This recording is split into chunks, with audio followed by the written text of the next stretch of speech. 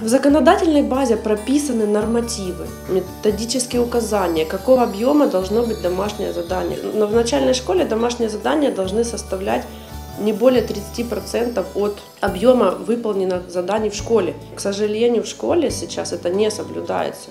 Это чревато тем, что охота к учебе и интерес пропадает совсем.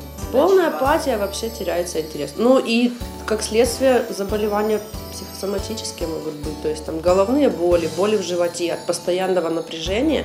Организм ребенка вот так защищается. Если я заболею, я хоть как-то от этого освобожусь хотя бы на время. У нас по статистике 90% выпускников школы нездоровы.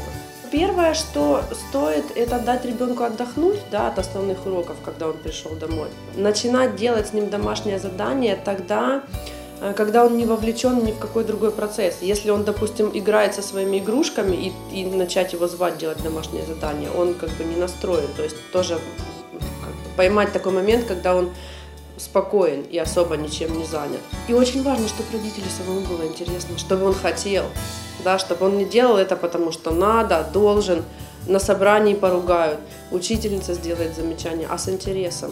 И еще очень важно настроить ребенка на то, что он это делает не для оценки, а для того, чтобы знать. Делать домашнее задание не вместо ребенка, а вместе с ним. Обязательно открыть, допустим, тетрадку, дневник, похвалить. А у тебя вот это хорошо получилось, а ты вот это очень классно написал. Можно предлагать после того, как сделали домашнее задание, чем-то интересным заняться вместе. Давай мы, например, с тобой сейчас быстренько вот это сделаем и пойдем там куда-нибудь на прогулку.